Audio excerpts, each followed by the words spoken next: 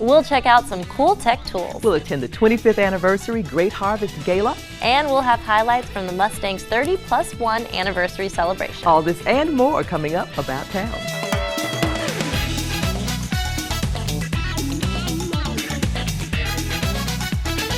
Hello everyone and welcome to About Town. I'm Susan Comyob. And I'm Kathy Whiteman. It is always so great to have Susan in the co-host chair. So you know I'm dying to ask. You've been seeing a ton of movies so far this fall. Does anything really stand out? I can't go on enough about The Martian. It is definitely one of the best films of the year, and I think come Oscar season, it's going to be buzzed about like okay, so we'll see. We'll see if Susan's going to be right about that one. We're glad that you could be with us for news on all the great activities planned for One Book, One Irving. We'll also preview the 2015-2016 season for the Las Colinas Symphony and the new Philharmonic Orchestra of Irving. As always, we invite you to email us and let us know about stories you'd like to see and events you'd like to promote. So please email us at ictn@cityofirving.org. On September 25th, 1984, the community got its first look at the Mustangs of Las Colinas at Williams Square. And 30+1 years later, it's an internationally recognized landmark for Irving. Susan was there at the anniversary celebration, and she brings us these highlights.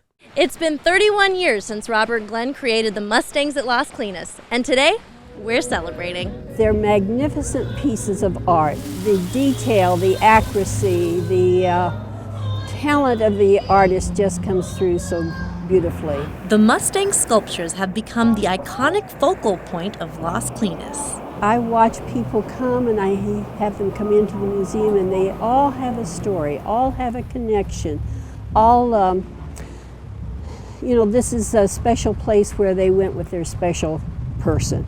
It was where they had their graduation pictures taken. This is where they had their wedding pictures taken. The Mustangs were first revealed on September 25th, 1984, and now, 31 years later, we're honoring these horses. We're going to have an open house in the museum shortly with Robert Glenn, and visitors will be able to meet him and to visit with him. We have some lovely refreshments. They have little horse heads on them. And then this afternoon at 4 o'clock, the dignitaries will take the stage, and there'll be a concert by the Dave Tanner Band following that. Robert Glenn never imagined his sculptures would have such an impact on the city. It's quite amazing. I mean, even just being celebrated the way after the last few years. You know, Ben Carpenter he had a tremendous vision for everything. And he always wanted the horses to be the center point of Las Colinas and a place that people would come to and relax and see the horses and so on. And I think it's an interesting concept that it actually touches so many people, so that's pretty flattering. Our own Kathy Whiteman emceed the event and even put together a special video to help commemorate the Mustangs. Thank all of you for being here this afternoon so that we can come together as a community and celebrate this wonderful day. It was a celebration to remember as the Mustangs at Las Colinas continue to be a stunning landmark of Irving. For About Town, this is Susan Comyob reporting. Visit mustangsoflascolinas.com to learn more. School is in session, and there are a variety of new tech tools to help keep your student productive in class and stay in contact with home. Kathy visited AT&T Marketplace to learn more. We're here at the AT&T Marketplace store with Eric Bell, retail store manager, to find out some really cool ways of staying in touch, getting real productive for this upcoming school year. Great to see you, Eric. Good to see you. So I know that you've got wonderful telephones here. I'm real curious about this first one. That is the new Samsung Galaxy S6 Edge. The fun thing about this one here is it really does have a curved screen, or a curved edge, as you can see. The really neat thing about this is you can actually get notifications on the side of your device. So as somebody that's important to you sends you a text message or calls you, you'll know right from the side of the screen who it is. My goodness, so I can set a color. That's right. By each person. So if the kids are calling or if my husband's calling me, I don't even have to have a tone. It's blue. That must be my husband. That's right. Pretty cool. It's really awesome. Pretty cool. Great technology. So the next one that we want to talk about is the Samsung Galaxy Note 5. It's a bigger screen. It's got a 5.7-inch screen. And the great thing about this one here is it has an S Pen. And what you can do with that is you can actually draw right on the screen. It's wonderful. So if you're feeling artistic, as obviously you are here today, and can you actually save that as well? Absolutely. You can actually multitask on this device. The cool thing about this is, so let's say that you want to take notes and you want to make sure that you've got your messaging is going on. All you do is simply tap on those two apps and there you go. Both apps are running at the same time. On a split screen. That Wonderful. is fantastic. It really is. Keep you productive. And speaking of productivity, how about this Surface 3? The new Surface 3 is wonderful. You're going to be able to do everything that you need that you would normally do on a laptop. This is going to take place of that. Okay, so it's got some basic functionality powers. It's a really simple program to use, all built in right into the tablet. That's great, and it's going to be a little bit lighter than your laptop, so it's going to be easier to carry to class. Absolutely. That's great. So on the other end of the spectrum, you've even got something really wonderful for the youngster in your life. For a lot of us that have kids, they have created a Philips watch. This was actually created by a father who lost his son in the mall. Oh boy. It makes some simple phone calls, text messages, and alerts. Also has GPS built into it, so as you want to track your kid, if you do happen to have that accident, you're going to know where they are so they can get safe. I love that idea. That's brilliant. So thanks to that dad who created it. And the final product down here, nice, colorful. What am I looking at? This is the LG Towne Active. It is a sports designed Bluetooth headset. The really cool thing about this is the battery life is going to last you for all day long. Wow. And it's a retractable headset. So you're not going to have to worry about those cables tangling up in your sports bag or wherever you're going to the gym or whatnot. And it's also comes in some great colors and it's very durable. That is a really great design, kind of a reflection on all of the things that you've got here on the table. But that's not all here at AT&T. You've got some news as well. We've got some really exciting news. New to the AT&T family is DirecTV. So the acquisition is completed, and the great news is now you can get your cell phones and you can get your TV service all right here, one place, on one bill if you want to as well. All right, that's great. So nice, convenient, and television too. Absolutely. Okay, folks, so if you were a little bit sad to send that kid off to school, or if you wept real tears of joy, here's a great place to make sure that you can keep in touch with your kids. And oh yeah, we've got to remember to tell them, right? Right. No texting and driving. Absolutely. Remember that from Eric and from me. And call us.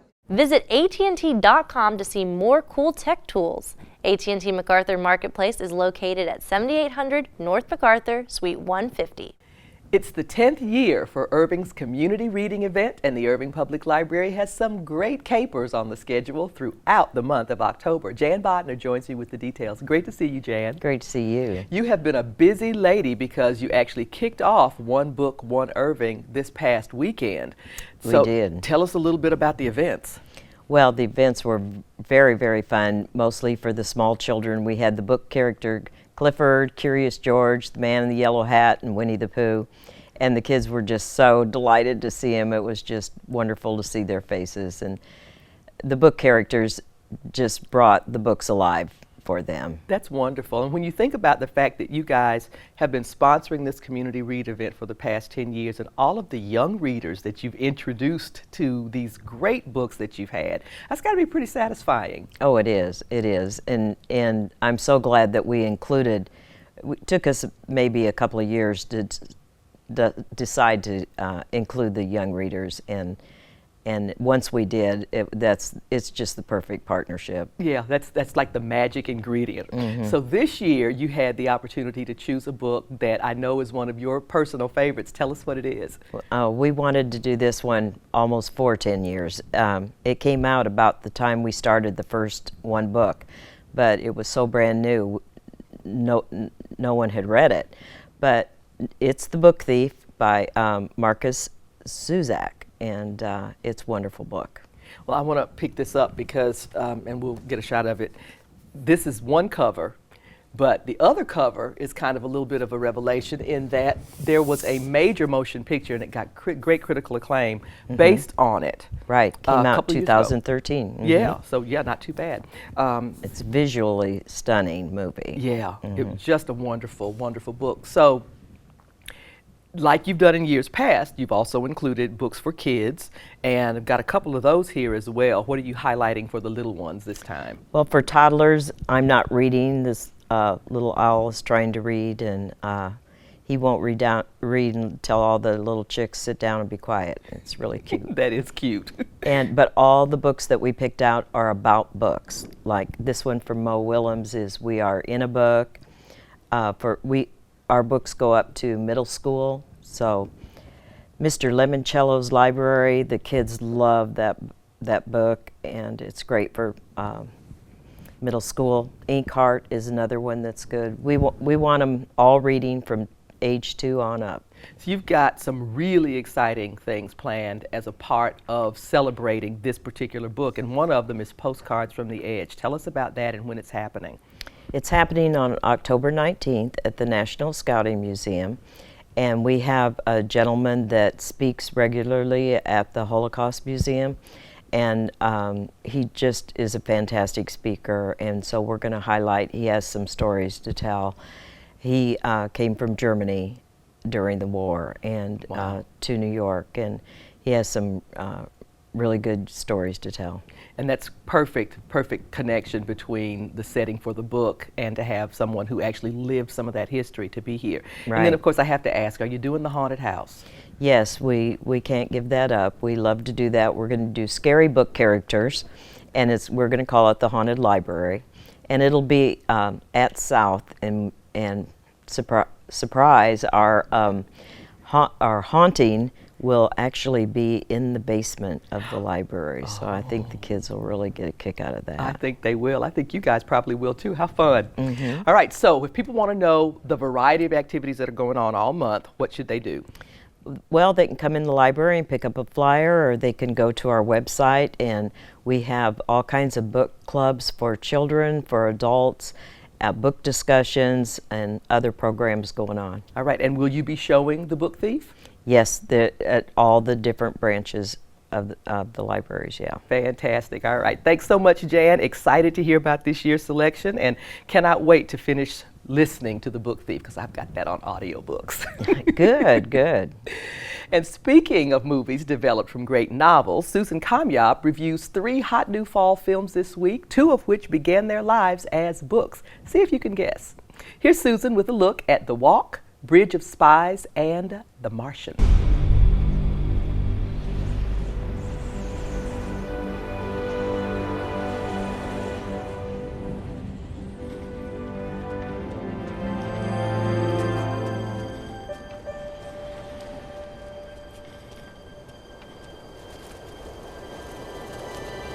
I make my way to the top, and I find myself standing on an island floating in midair on the edge of the void. Oscar season has begun, and that means an overwhelming wave of films vying for that golden statue are about to be released. Some may have already secured their nominations, while others may not stand out against their competition. Let's start with the heart-pounding biopic, The Walk, starring Joseph Gordon-Levitt. The film tells the story of Philippe Petit, the high-wire walking artist who bravely walked across the World Trade Center towers in 1974. Anytime Philippe walks his tightrope, it's an experience that has you holding your breath in suspense. I don't usually recommend 3D, but in this case, it's the only way to watch this movie.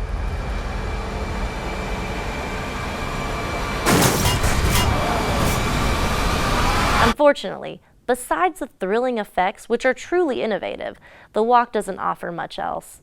Sure, Joseph Gordon-Levitt gives a solid performance as Petit, but his continuous narration with his subpar French accent almost makes the whole story come off cheesy and takes away from what should be an iconic cinematic moment. Now on to another fact-based film that provided a much more satisfying payoff. Bridge of Spies is Tom Hanks' latest drama thriller. Hanks plays James Donovan, an American lawyer recruited by the CIA during the Cold War to help rescue a U.S. pilot held captive by the Soviet Union. This will be a first for the both of us. You should be careful. I'm talking to you about the security of your country. Why aren't we hanging him? He's a spy! You're asking me to violate the Constitution. Do you know how people will look at us? The family of a man trying to free a traitor? It's a movie that starts off strong, But things begin to drag during the unnecessary 45 minutes it takes to negotiate a trade between prisoners. See, America is holding on to a Soviet spy, and the only way they're letting him go is if the Soviet Union is willing to make a difficult exchange. As always, Tom Hanks gives a brilliant performance, and despite the extended running time, Bridge of Spies is an intriguing and heartwarming tale that is worth the watch. Finally, I've saved the best for last. Move over Gravity and Interstellar because 2015 has produced quite possibly the best space movie of all time. Astronaut Mark Watney was killed. The storm had escalated to severe, and we had no choice but to abort the mission. The Martian tells the story of Mark Watney, an astronaut who's been left on Mars after his crew presumed he was dead. With only a few supplies, Mark must use his wits to survive until he can contact NASA and a rescue mission can be launched. I have no way to contact NASA or my crewmates, but even if I could, it would take 4 years for another manned mission to reach me, and I'm in a hab designed to last 31 days. So, in the face of overwhelming odds, I'm left with only one option. I'm gonna have to science the hell out of this. The film is a breathtaking sci-fi adventure that is only escalated by its all-star cast. Matt Damon will leave you in awe. The Martian is the must-see movie of the year, and I guarantee we'll still be hearing about it long after the award season is over. The Martian and The Walk are currently playing at AMC Irving Mall and Regal MacArthur Marketplace. Bridge of Spies opens October 15th. For more of Susan's reviews and interviews, visit thischicksflix.com. The new Philharmonic Orchestra kicks off their 2015-2016 season with a tribute to African-American composers. Dr. Sergio Espinosa and Gretchen Krauss join me with a preview. Thank you guys so much for being here. Thank you very much. And Gretchen, I very nearly said Carrera, as I've always known you, but I didn't say your last name correctly. Kroos. Kroos. I said Krauss, and it's Kroos. Yes. Well, I'm glad to see you guys, and I'm very excited about this first concert that's kicking off your season. So, Dr. Espinosa, tell us what we're looking to hear. Well, the official name of this concert is African American Composers. So all the music that we'll present has been composed by African American composers. We have 3 big names. We have Scott Joplin. We could not start without Scott Joplin. We are going to play 2 ragtimes. Then we have William Grant Still. He was known as the Dean of African American Composers. He was the first African American composer that conducted a large symphonic orchestra. We will have his African American Symphony. And then for the second part, we have a surprise. No, not a surprise. It's something interesting because we will have music from Duke Ellington, our jazz composer, our big important jazz composer. Now, Duke Ellington explored a little bit the world of the Western art music, and he composed a piece called Creature of the Night. Oh. What a title. Yeah. But we need a jazz orchestra, and for that we are going to have the University of Texas at Arlington Jazz Orchestra. They will come. We are going to be side by side doing some jazz music. Oh, I love that. So what a great opportunity for a cellist to Yes. try those cellist chops on jazz music. How does that feel for you guys? It's different. We're mostly classically trained musicians, and so we kind of have to unlearn some behaviors to really try and get the feel. But it's very exciting. We're enjoying it. So it makes you guys play together in a different way, I'm assuming. Absolutely. The rules, jazz is a very sophisticated type of music which has specific rules that are different from the rules of the classical music. So the interesting is that Ellington is not trying to become a classical composer. Ellington is asking the symphony orchestra to become jazz players. Wow. And for us, it's a challenge, a very interesting challenge, and things are going well. But you know, but a great show. You've got ragtime, you've got jazz, you've got classical music. I mean, you know, you're getting everything in one evening. Absolutely. When is that concert taking place? Sunday, October 18th at 3:30. All right, fantastic. Now, you guys just made some changes to a very special program that you have that involves Irving school kids. Can you talk about that? Sure. It's our Irving ISD program called First Tickets. And we started this, I think, 3 years ago. And it's been kind of morphing into what we feel that the district wants and that will benefit the children. It's the middle school students that are first starting with an orchestra instrument. And in the past, they've come to a working rehearsal and got to interact with us. But this year, last Tuesday, we did something different. Absolutely. And we presented a didactical concert where they got to learn about program music, got to see the orchestra perform, and then they came up and interacted with the musicians. Oh my gosh, what a great opportunity for those students. That was very interesting because even the first part of this concert, the students were observing the players, and in the break, we did what I would call a petting zoo. That is, the students came on stage, they walk around, they came to see their favorite instruments, they went close and they asked things like, how high can you play? How low can you play? How fast can you play? Can I touch your instrument? And our members were excited to have so many questions Yeah, that's and great. admirers. And no better way to get a young person interested in music. Absolutely. No better way. Absolutely. So in wrapping up, because I know you guys have got to get going, I want to just ask, you've got a collaboration going with Momentum Dance Company. That's our Christmas concert. Yes, we are going to present a concert with Christmas music. Nutcracker, Tchaikovsky, Winter by Vivaldi, and all these two pieces with the Momentum Dance Company. We have other Christmas music, but those are the collaboration with them, and we are so excited. That is very exciting. Well, we'll have to get you to come back to remind us when it comes We around. will be more than happy. Thank you so much for being here. It's always a pleasure to have you, and excited to know that we're getting ready to kick this season off in such a great way. Thank you, Kathy. Kathy. Thank you. Back to you, Susan. Over the past 25 years, Irving Care's signature event, The Great Harvest, has raised over $2 million to help needy families in Irving. About Town attended the 25th anniversary gala, and we bring you these highlights. Attendees at the 2015 Great Harvest showed up in record numbers. There's 400 people here. That's crazy. And they showed up ready to help. Anybody in the room for $10,000, just raise your hand. Right there, yes ma'am, table 19. Table 19. Giving a hand up, not a hand out, has been Irving Care's mission since 1957. This year's focus is helping people get jobs. We're going to ask people to donate money to support the employment program, because when people have their own jobs, they can take care of themselves. They won't need to come to Irving Cares. Since 1990, the Great Harvest has raised over $2 million in support of Irving Care's very important mission. And that's a reason to celebrate. Happy 25th anniversary, Great Harvest. It was event chair Sidney Roberts' goal to make this year the best ever. And being the 25th anniversary, we wanted to really encourage a lot more donation items, a lot of special auction items. We really wanted to go big, right? We have our great auction. We have almost 300 items in the auction this year, so it's really tremendous. I'm looking forward to seeing who wins the silver ticket raffle. Where people buy for $100, they can win a chance to pick any one thing off the live auction before the auction happens. All right, here we go. One more time. Head or tail, put your hand on your head or your hand on your tail. Heads. There was a lot of fun to be had in the middle of all that fundraising, and an evening of shared history, too. And we are so excited that lots of people from the past have come, not just our current supporters, but people that have supported us in the past. And, you know, they continue to give. It's just really amazing. At its heart, the Great Harvest is about a community working together for 25 years to help others. Truly an evening to care. This is Kathy Whiteman reporting.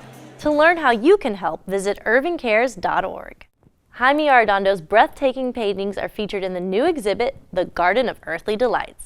You can see the work of this talented Irving native through November 15 in the Irving Arts Center main gallery. Here's a look and a list of other delightful things to do about town.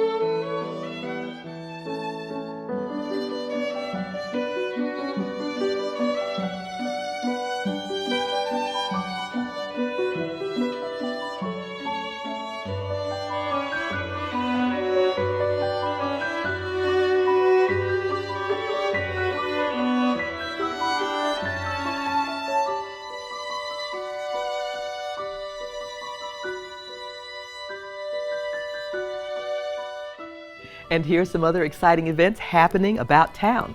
The 5th annual Ben Washington Real Men Can Cook event is Saturday, October 10th from 2 to 4 p.m. at Georgia Farrow Recreation Center. Call 972-721-2519 for more information. And Irving Chautauqua presents Epiphany Dance Arts Diamonds at the South Irving Library on Saturday, October 10th at 2 p.m. Call 972-721-2606 for more information. And AAA Texas invites young drivers to the annual Teen Drivers Safety Fair Saturday, October 17 from 2 to 5 p.m. at Lively Point Youth Center. Call 972-721-8090 for more information. And the Bangladeshi Expatriate Society Texas, or BEST, presents Bangla Blast 2015 at 8 p.m. October 24th in the Dupree Theater. For tickets, call 972-252-ARTS. And that's all for this edition of About Town. Thanks for joining us. Please be sure to tune in next time for some fashion impact with Impact Financial. We'll also have highlights from the 2015 Miss Mature Irving pageant, and Kathy talks with Irving native Jaime Arredondo about his new exhibit, Garden of Earthly Delights. Before we go, let's see how many of our viewers guessed correctly about which movies you reviewed this week that came from books. The Martian was a best-selling novel, and The Walk was actually a children's book. They might just show up as a one book, one Irving selection sometime. Who knows? Well, I'd read them both. We'll leave you tonight with more from the Dave Tanner Band in performance at the Mustang 30+1 anniversary. For About Town, I'm Kathy Whiteman. And I'm Susan Kamyab. Have a great evening. About Town.